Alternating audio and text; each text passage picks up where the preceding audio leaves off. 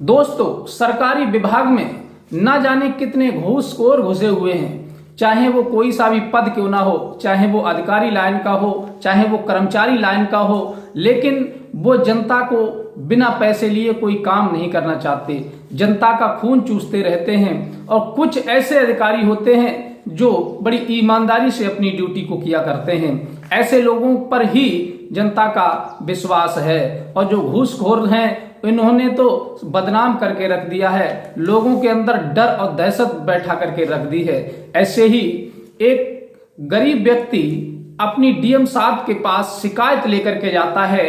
जो district magistrate होते हैं, इनका पावर सबसे ज्यादा होता है, क्योंकि डिस्ट्रिक्ट मजिस्ट्रेट के अंदर सारे विभाग आते हैं। वो सब विभागों के ऊपर कार्य करते हैं और सभी विभागों को वो देख सकते हैं, चेक कर सकते हैं। एक गरीब व्यक्ति मजदूर अपनी शिकायत लेकर के जब डीएम साहब के पास पहुंचता है तो उनकी पोटली में कुछ बंधा हुआ था। तब डीएम साहब की नजर उस पोटली पर पड़ जाती है तो डीएम साहब कहते हैं, इस पोटली में जो बंधा है वो हमको दो, तब हम तुम्हारा काम करेंगे। आखिर ऐसा क्या था उस पोटली के अंदर जो डिस्ट्रिक्ट मजिस्ट्रेट उस पोटली को मांगने लगे थे उस गरीब मजदूर से, और फिर उसके बाद उसका काम करने के लिए कहने लगे थे। आखिर ये पूरी सच्चाई इस वीडियो के माध्यम से आज जानने का प्रयास करेंगे। नमस्कार, प्रणाम, मैं हूं रितेश कुमार। दरअसल आज की जो सच्ची घटना मैं आपको सुनाने के लिए जा रहा हूं, ये कोई कहानी नहीं है, ये सच्ची घटना आपको कन्नौज की है। कन्नौज जिला में एक डिस्ट्रिक्ट मजिस्ट्रेट डीएम साहब अपने कार्यालय में कार्यरत थे और वहीं एक गरीब व्यक्ति अपनी शिकायत लेकर के हाथ में एप्लीकेशन, वो शिकायत जो पत्र होता है वो लेकर के डीएम के कार्यालय में पहुंचते हैं। जो डीएम साहब के गेट पर जो व्यक्ति खड़ा होता है, चपरासी, वो बिना डीएम साहब की आज्ञा के अंदर नहीं जाने देता है। तो वो व्यक्ति जाकर के उससे कहता है, चपरासी से, कि भाई साहब हमें डीएम साहब से मिलना है। तब वो डीएम साहब के पास जाता है और कहता है कि सर, कोई गांव से व्यक्ति आया है आपसे मिलने के लिए। तब वो कहते हैं ठीक है, उन्हें भेज दीजिए। अब वो व्यक्ति जैसे ही अंदर पहुंचता है डीएम साहब के पास तो हाथ जोड़ लेता है, कहता है साहब मैं बहुत परेशान हूं, मेरा एक काम है वो कर दीजिए। डीएम साहब कहते हैं बताइए आप क्या काम है आपका, मैं तो आपका काम करने के लिए बैठा हूं। तब तक डीएम साहब की नजर उसके जो गमछे में एक पोटली बंधी हुई थी छोटी सी, उस पर पड़ जाती है। डीएम साहब कहते हैं आखिर ये बताओ क्या तुम खाना खा के आए हो? क्योंकि डीएम साहब ने ये बात उससे इसलिए पूछी थी क्योंकि उसकी हालत कुछ ज्यादा ही डाउन थी। उसके कपड़ों से देख करके ये जज कर रहे थे डीएम साहब, लगता है कि ये व्यक्ति कुछ ज्यादा ही गरीब है। तब वो व्यक्ति रोने लगता है, हाथ जोड़ने लगता है डीएम साहब के और कहता है कि साहब मैंने आज खाना नहीं खाया है। डीएम साहब कहते हैं कि तुमने खाना क्यों नहीं खाया, आखिर क्या बात है? तब वो हाथ जोड़ता है और आंखों में आंसू भर लाता है और फिर कहता है कि साहब मैंने खाना इसलिए नहीं खाया क्योंकि मेरे पास पैसे नहीं हैं। दूसरी बात, मेरे घर सब्जी भी नहीं थी, आटा भी नहीं था, थोड़ा सा आटा था तो बच्चों ने परांठे बना करके मुझे बांध दिए और मुझे सुबह भूख नहीं थी, टेंशन था बहुत ज्यादा काम का। मैंने सोचा कि चलो डीएम साहब के पास जा रहा हूं, मेरा कोई काम हो जाएगा, तब मैं इन पराठों को दोपहर में खा लूंगा। ये बात सुनकर के डीएम साहब भी भावुक हो जाते हैं और कहते हैं कि अच्छा तुम इसमें पराठे बांध करके लाए हो? वो कहता है जी बाबूजी, मैं पराठे बांध करके लाया हूं और दोपहर में खा लूंगा।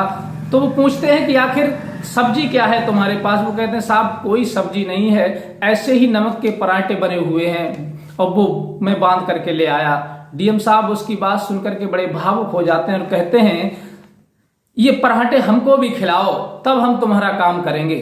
वो कहता है कि साहब कैसी बातें कर रहे हैं, आप तो बड़े अधिकारी हैं, डिस्ट्रिक्ट मजिस्ट्रेट हैं और आप इस गरीब के पराठे खाएंगे? अरे हमसे तो बड़े बड़े लोग, बड़े बड़े पैसे वाले लोग और कर्मचारी लोग और अधिकारी लोग सभी घृणा करते हैं, हमारे हाथ का तो कोई खाना भी नहीं चाहता क्योंकि हम गरीब हैं और आप हमारे परांठे खाने के लिए कह रहे हैं। डीएम साहब कहने लगे आप चिंता मत कीजिए, निश्चिंत रहिए, आप भी बैठ जाइए ही कुर्सी पर और वो पराठे हमको भी खिलाइए और आप भी खाइए। तब वो गरीब व्यक्ति वहां बैठ जाता है और उन परामठों को निकाल करके डीएम साहब के आगे टेबल पर रख देता है और डीएम साहब उन परामठों के लिए उस थैली से जब खोलते हैं तब एक परामठा खुद ले लेते हैं और उस गरीब व्यक्ति से कहते हैं कि आप भी खाइए और हम भी खाएंगे। तब डीएम साहब बैठ करके उस गरीब के साथ अपने कार्यालय में वो परामठे गरीब के खाने लगते हैं और ये बात बड़े जोर शोर से सोशल मीडिया पर वायरल हो जाती है कि एक डीएम साहब ने गरीब व्यक्ति के साथ बैठ करके उनके परामठे खाए थे।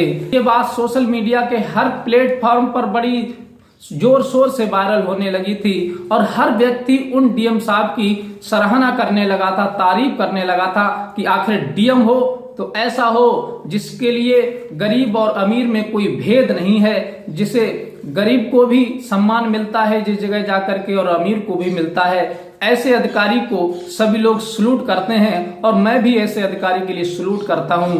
हालांकि घूसखोर जरूर है सभी, लेकिन कुछ अधिकारी ऐसे हैं जो घूसखोरी से और रिश्वतखोरी से बहुत ज्यादा सख्त नफरत करते हैं और कुछ ऐसे होते हैं घूसखोर जिन्हें केवल घूसखोरी से मतलब है, किसी का काम हो या ना हो उससे कोई उन्हें मतलब नहीं, कोई फर्क नहीं पड़ता है।